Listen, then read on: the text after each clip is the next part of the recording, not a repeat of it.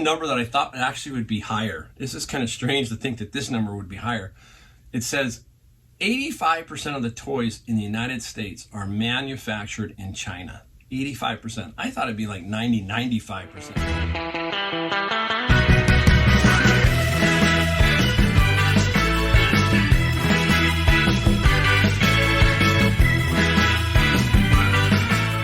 Hey everyone, it's Mike, Golden State Picker. We're back in the garage, It's about halfway through October. It's hard to believe we're already in that fourth quarter. We've got all those eBay problems that are still hanging on for a lot of people. It's specifically the 18th. I think the 19th they said something was going to happen. Who knows? We'll just have to wait and see. It's been crazy. My sales over the weekend were steady. They weren't stellar through the roof, but I take a little bit of blame for that. I've been kind of not lacking, but just have so much stuff going on around here. So I haven't been out 100% on my game, as they say, but that's fine. Like I said, I adjust it as I go along. Like most of us, we just kind of feather it along, and what it is. If you have something to do at home, that's the great thing about being a reseller, right? Got a guy that's finally put my sliding door in. I have two of them. One is Lowe's is going to put in.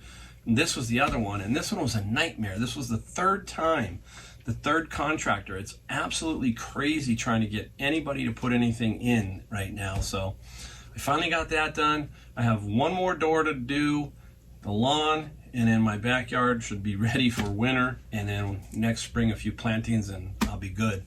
Then I can work on that shed, because that's going to be my YouTube shed once I get that done. We'll show you that when we get it all finished. All right, so as you know, we like to talk about a few things first. We're going to show you some sold things. Not many. We got a few cool ones. We don't like to I can't show you them all. The video would get really crazy. So I pick out a few and I try to mix them in there a little bit to show you goods and mediums and smalls, just to show you a little bit of variety. And we got some things we found. A couple of interesting things that we found too. So we'll show you those too. So hey, fourth quarter.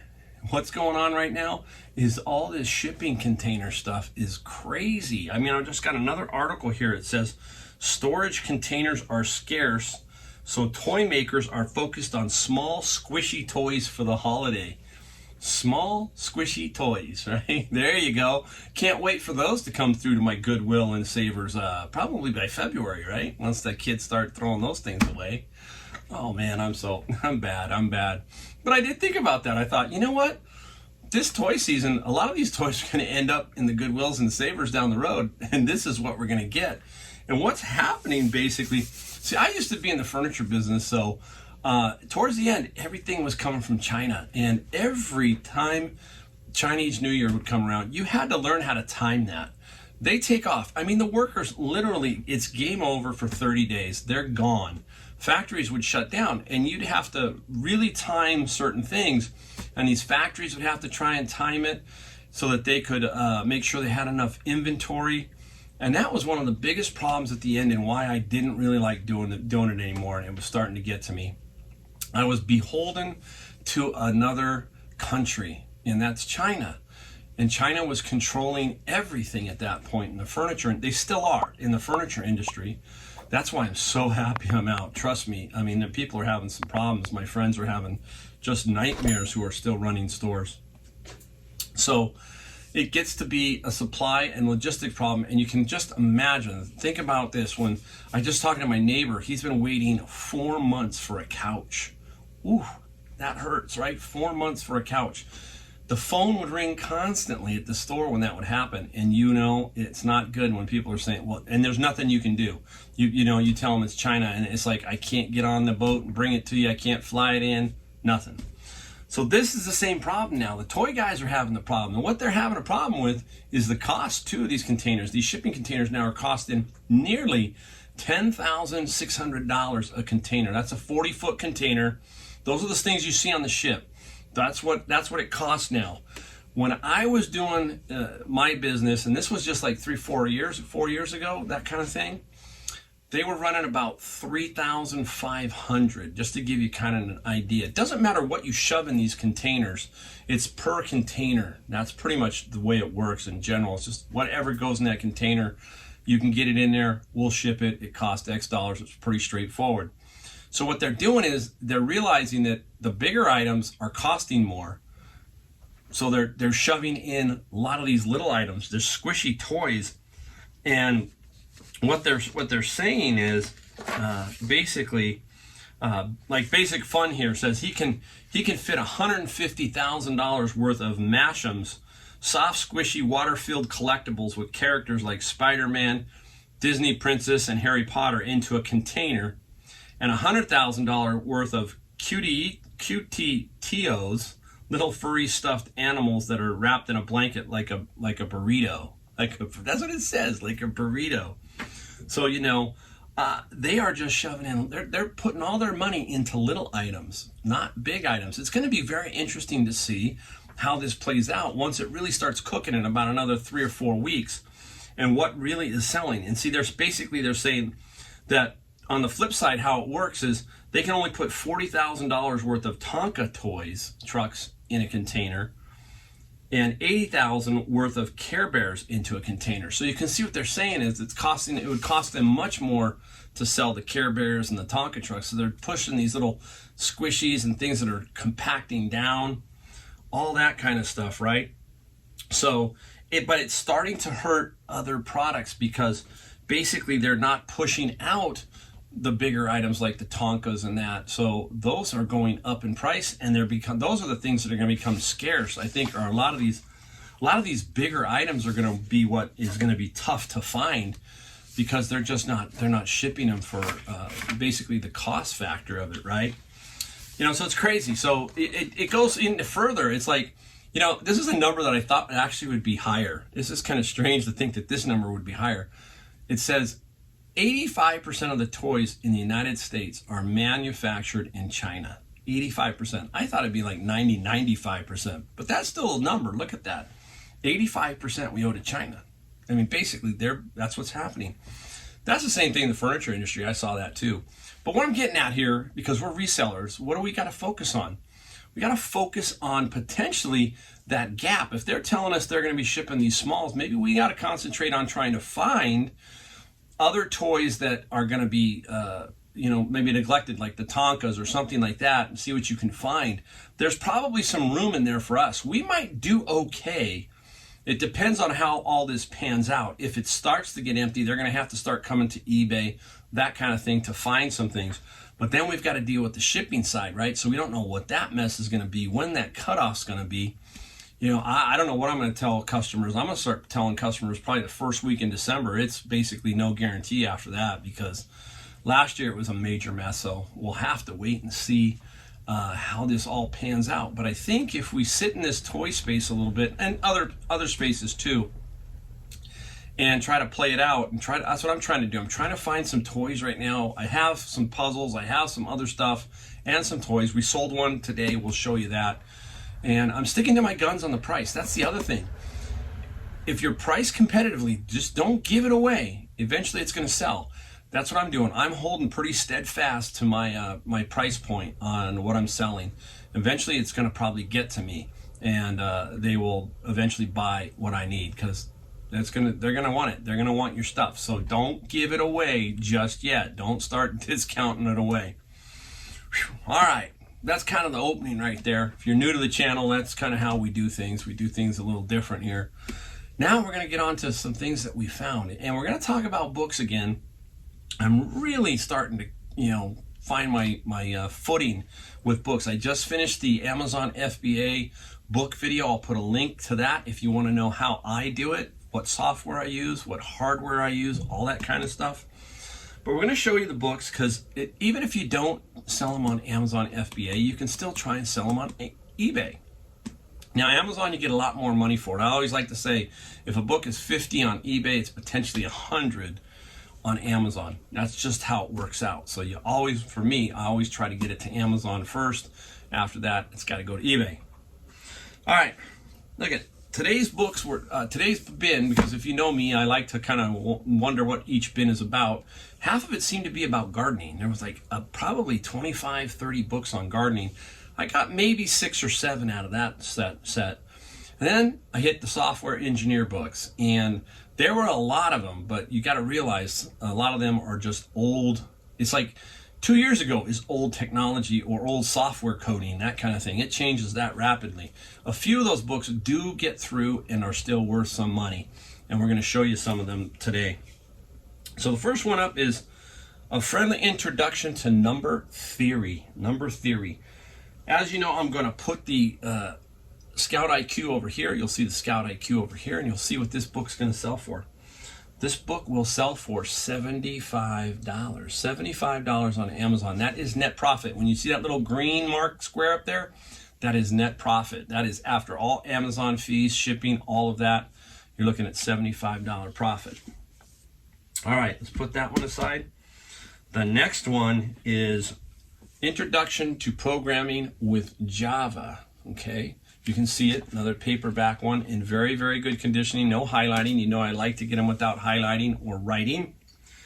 This one will sell for $71. $71 net. You can see where I'm going, right? I mean, I pay, what do I pay for the bins? If you watch, I pay $100. If you haven't watched, it's $100. Some books I have to sell on eBay, which help offset the $100. The rest go into Amazon, and it's usually all profit, basically, at that point. Next one, this one I have sold before.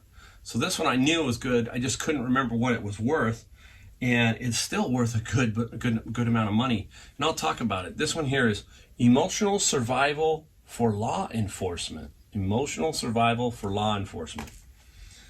It's not a very big book, very pretty thin.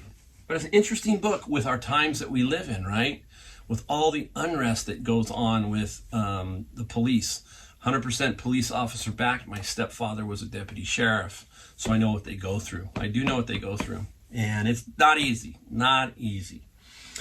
But what is so strange about this is just not strange, but this book has what we call an E-score. If you saw the E-score, it was 151 plus. That means this book is going to sell instantly. That means it sells more than 151 times a year. Who knows how many times? It could be 300. Think of that title. A lot of police officers are buying this book. Somebody who is a relative, something, is buying this book right now. Crazy. Absolutely crazy. Think about it. Think about it. All right. Now, this is an interesting one because I just wanted to show you this one. This, when you see it, is a pretty cool title. Machine Learning. Okay? Machine Learning. Hardback book. You scan it up. You see the scan price. Look at it. It says $211. Wow, I'm going to be rich. Nope. Look down the bottom corner down there where that big R, that big red R, like a stop sign, red R, restricted. Can't sell this one on Amazon. So I got to throw it over to eBay. And it's really weird to show you there's no value in this thing on eBay. Really, maybe $25, $30. So there's value, but not like the $200. And I don't think it would even sell for $200 on Amazon, but it would probably sell closer to $100. So this book, I still will put it on eBay. It'd probably be $20, $25, but it goes towards knocking that cost down. I just wanted to show you that you don't always get every book into Amazon. Sometimes you're restricted by the author or by the publisher. They just won't let it happen. So that's the thing that a lot of people won't tell you. You're restricted on a lot of items on Amazon when you come in. You just can't start selling DVDs. You just can't start selling shoes, Nike, all that kind of stuff. It doesn't happen. You got to do a lot of work to get that stuff up on Amazon nowadays. 10 years ago, it was the Wild West for Amazon. That was the time to get in. You were grandfather. If you were then, you're grandfathered in now. Like a lot of these guys who are on here. I know Reezy was really early. That's what was so great about Reezy is Reezy Resells got in real early and got grandfathered into a lot of categories, which is very cool for him. Just a little harder now. It can be done, but you got to jump through a lot more hoops and be a lot more patient. It takes a little bit more time. All right. Now this is Capital Debt. Okay, I'm going to show you this book. Now I'm going to show you something else about this book. It's going to pop up. Now you're going to see red. You're going to see the red up there. Normally that's a reject, but you see that 65 $65 or I think I say 94. I think it says 94. I can't remember. I think it says 94.65 net profit. Take a look at that. I'm gonna have to put this up onto eBay. I could throw it into Amazon, and I don't know if I will, because I'm gonna put this up on eBay and undercut the price that I think they're selling them on eBay for about 100. Not a whole lot of sales on it. So what I'm going to do is put it on eBay and undercut everybody and see if I can sell it fast for about 50 and see if it will sell. If not, then I can just either put it into Amazon later or throw it away. Either way. But I'm going to give it a shot at 50 on eBay and see what happens. So there's all these angles that you're trying to play with Amazon and eBay and how to make them fit when you're a bookseller, that kind of thing. It doesn't happen all the time, but I needed to show you how that works, how it works. All right, this one here is a logical approach to discrete math. You see the theme of these books? This is the kind of book you want to start to look for when you're in the field. These kind of books, they're these odd titles and that kind of thing. You'll just kind of know it, and you'll just start to build up a knowledge base like I have. And when I go through a bin, I pretty much can tell you almost, my son says, how do you know that? And I just said, I just know. We still will scan them, but I'm pretty sure that it's not good. Boom, I'm almost halfway throwing it in the bin before it ding or doink or whatever it does, So got to keep that in mind. So this guy here, we'll put this up, a $33 net profit, $33 net profit. All right, we're going to show you here another one. Now look at this title. Let me show you a title here. Essential Scrum. A practical guide to the most popular agile process. Something to do with software. I have no idea. It's just Essential Scrum. If they dropped out the R, it would be Essential Scum. They don't want to misprint that one, that's for sure. So, but this guy right here is a $26 net profit, 151 plus, gonna sell as soon as it hits the Amazon, as soon as it hits it, right? So again, look at an interesting title, right? I kind of knew when I saw this, when I said, it's gotta be worth something, gotta be. It was. All right, now I'm gonna get away from that. We're gonna show you another item I got out of the bin that is cool. It's a book set. Now pay attention to this author. He does really well. I found Robert Jordan, okay? If you saw my Amazon FBA book video, how to, I found some unabridged CD audio books by him, and some sold for like $70. Look what I found. Nice sealed three paperback set. Okay, this will go on Amazon. This is going to net me $60. So there are 6 that I can put on Amazon to show you how good this is. This little pile right here, you see this pile, that's 6 of them are going to go to Amazon. I'm going to make a net of $300 right there. Boom, right there. That's the power of Amazon, as we always talk about. That's why I show you some books, because books are good no matter what. You got to just dig them out. You could find this one at a garage sale, and this could definitely go up on eBay. Doesn't have to go up on Amazon. Still make good money on eBay, especially it being new. All right, now let's get into a couple of things we found today. All right, this one's an interesting one. Oh, actually, no, this one came out of the bins. I found this. Look at the title. Frankenstein General Hospital, brand new, VHS. I couldn't pass this up when I looked at it. I go, oh my goodness. And it's rated R. And look at on the back. It's got a couple of the General Hospital actors and actresses on there. Yeah. How strange, right? How strange. I was hoping it was worth more. It's worth probably $20 to $25, but I'm going to get it up right away because it's Halloween. So I got a good shot at selling this one. I just need to get that up tonight. And there's $25. That's what the kind of stuff you find, this and other things in the bin, not just books. So I found this guy. I like that. That's kind of cool stuff, right? That's cool stuff. Woo! Off and running. All right, I got to show you this vase, and I forgot his name. I'll try and put it up here so you can see the guy's name. It's just, I didn't write it down. I didn't write it down. It's all right. There's some marks on here. It's made in Jerusalem. It says Palestine. It's about 1920. It's a brass vase with a little pedestal like this, okay? Probably about 60 bucks. Honey Hole Thrift Store. Honey Hole Thrift Store. This guy was $5. $5 for this guy at the Honey Hole Thrift Store. 60, I think 60, maybe a hair more. And I'll try and put the guy's name up here for you. Probably couldn't pronounce it anyhow. That's how bad I am. That's how bad. All right, this was an interesting one. This guy right here. And we got 20% off, so we paid out $10 for this guy. $10. He is The Last of Us Part 2, a figurine. I had to make sure all the parts were there, all the pieces were there, and they are. Not a big winner, probably about $60 to $75 maximum here, but still a nice little find. These are still tricky to ship. You got all these pieces you don't want to break off, the arrows. There was another figurine, but it was missing the sword. It was broke, so I passed that one up. Yeah, sometimes you can sell them without it, but it's just, I don't want to have to deal with it. But interesting. What's funny was I had it in my cart, and a kid goes, "I know what that is." And I said, "Yeah, what is it?" And he told me. He said, "Hey, The Last of Us." He said he played it some kind of story game. It was very interesting. See, even little kids, he was maybe no more than 8 or 9. He picked that right up. He knew right away. All right, here we go.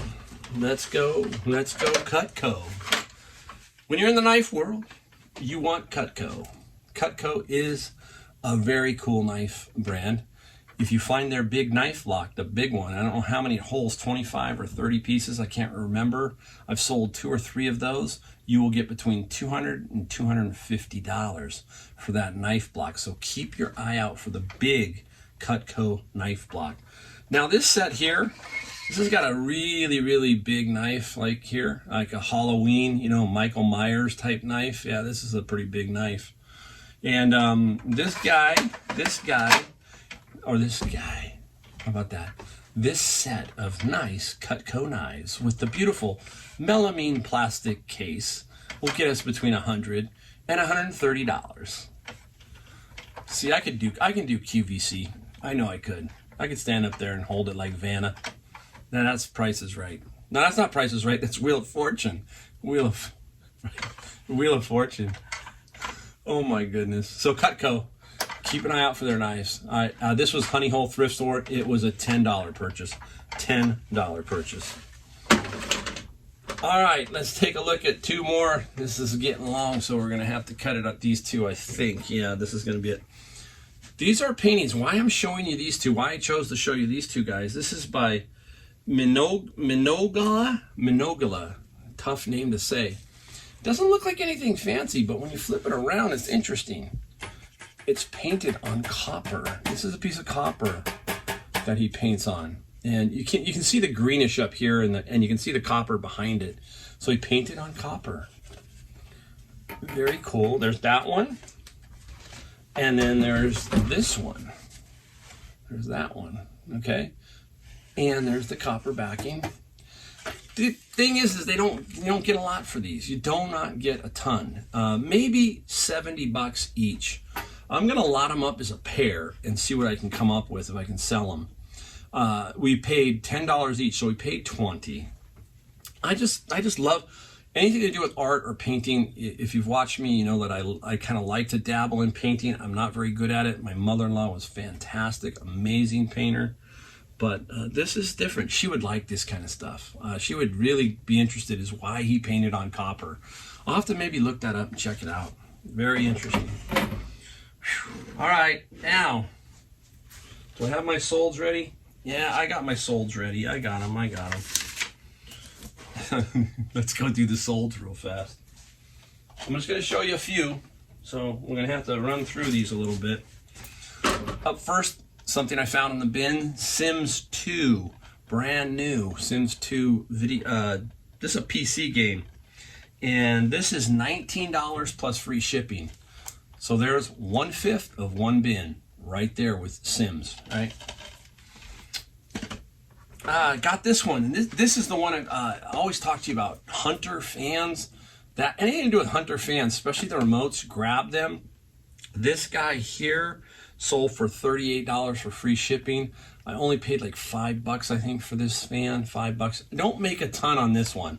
Some of them are more solid in the 55 to 75 range. There are some remotes to some heaters, you know, those new heaters that people use that can go for a couple $100. So keep your eye out for this new old stock. I couldn't sell it on Amazon. It had a crack in the back. If this was good packaging, it would go on Amazon. It would have gone on Amazon. All right, let's get down here. I'm gonna bend down. I'm getting too old. Nikon little camera, little 16 megapixel Coolpix. These are the things I was telling you I was trying to find at the flea market and pick them up for $3 to $5, that kind of thing. This was a $3 purchase, $3 purchase in a little bundle. And this is going to sell for $60. Well, it sold for $60 plus $7 shipping. So nice little find, 3 into 60. The digital ones, you got to have a little bit higher megapixels. This is 16, so that's probably what helped it. It had been around for a little while, but it's sold and it doesn't take up a whole lot of space. All right, speaking of toys, Star Wars does tremendous, right? This is a Star Wars model X-Wing Starfighter. It's open box, but brand new, sealed inside of it. All the parts are sealed inside. $70 plus $6 shipping. This was a price that was, the shipping here should have been more, but it was a price that was set against others. So I really didn't have a whole lot of room. So I just kind of made my shipping a little bit better price to kind of entice, and it sold. Again, this is what we're talking about. This is what I'm trying to find, stuff like this, and then I'm holding fast on the price. I'm not letting the price, the piece just go really cheap. Not doing that. Not this year, I'm not. All right. I'll save this one because I'm not sure. Hopefully you've seen a video, maybe, because some of these videos are out of order, but I'm working with a viewer who gave me not a call, but gave me an email message, and she's real close to me, and she said, hey, I got some stuff. You want to sell it for me, and we'll split up the profits? And I said, you know, sure, let me take a look. I said, it's got to be good stuff. Her name is Mary. She's a nice lady, and we've already sold a bunch of stuff. We sold some Dungeons and Dragons and stuff, some Smurfs, and it's actually working out pretty good. So that's that networking that I always talk about, right? I talk about networking stuff with other people if you can find them, networking with other pickers, all that kind of stuff. I had a picker friend come by today. He had some old VHS tapes, and he said, hey, Mike, he goes, he knows me. He goes, you got a VHS player? Well, I had my VHS TV combo. I said, sure, come on over. Him and his wife came over. They wanted to check a couple of tapes out and see what was on them so that they could make duplicates for Christmas. And, you know, so there you go. I'm networking with my friend. And, you know, he's a silver guy. So sometimes he flips me some silver plate silverware, because he doesn't deal in that. He wants just pure silver, or silver, sterling. He doesn't deal with that, but he gives me sometimes. He says, hey, I found this on the wall. You want to buy it? Want to pay? Yeah, sure, I'll take it. All right. So Mary and me are working a few deals out, and here's one of them. Mary, this is what we sold. We sold your Dell. I already wrapped it. See, this is me. I pre-wrap a lot of stuff. So this guy was already pre-wrapped, so I can't show you, but you'll see it up here on the screen. I think there were 20. These are Dell power supplies with the power cords. Cool. Mary had them all figured out for me and everything.